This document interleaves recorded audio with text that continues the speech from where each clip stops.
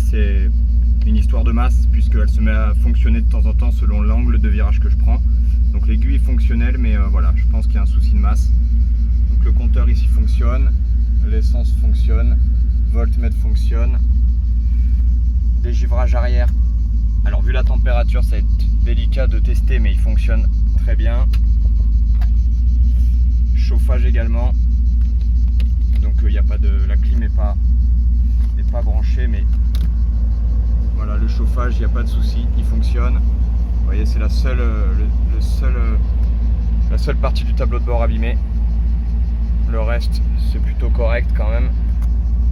Bon, j'enlève le chauffage parce qu'on va mourir. Vitre électrique, aucun problème.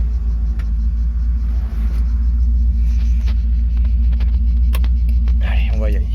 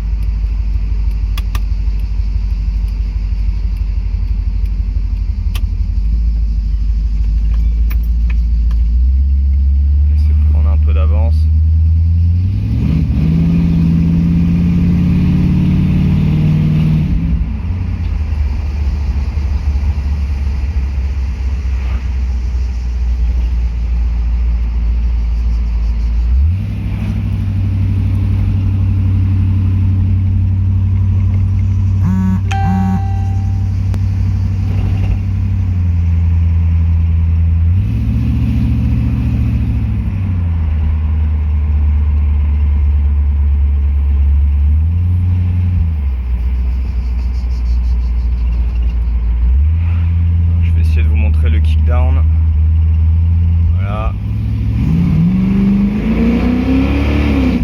Bon, ça pousse très fort malgré tout. Je vais éviter de prendre trop de risques sur des petites routes comme ça, mais tout fonctionne parfaitement bien.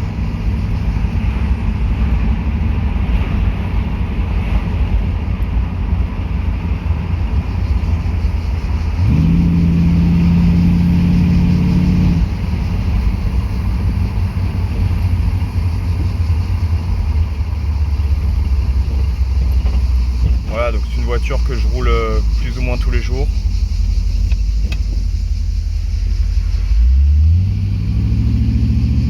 Et qui est très confortable. On a l'impression qu'elle est légère avec le couple du V8.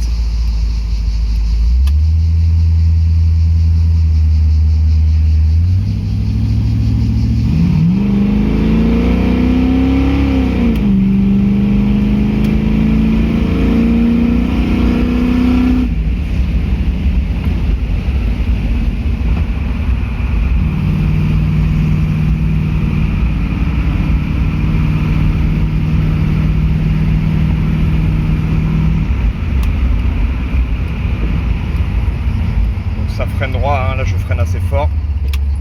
Je vais pas aller jusqu'à bloquer les roues évidemment, mais le freinage est quand même relativement efficace pour une voiture de cette époque. Et puis surtout, voilà, comme je viens de le dire, quand on met le pied dedans, la voiture part pas à gauche ou à droite. Bon, hormis si vous bloquez les roues, évidemment si vous êtes tout seul, vous aurez plus de poids à gauche. Puis l'asphalte n'est jamais 100% équilibré, mais sans rentrer dans des détails de compétition, grosso modo, hormis gros blocage de roue, vous ne tirerez pas à gauche ou à droite en freinant, ni en roulant. Il n'y a pas de vibration particulière, la voiture va ni à gauche ni à droite. Donc voilà, en fait elle est saine, elle est dans son jus, mais on se sent plutôt en sécurité dedans.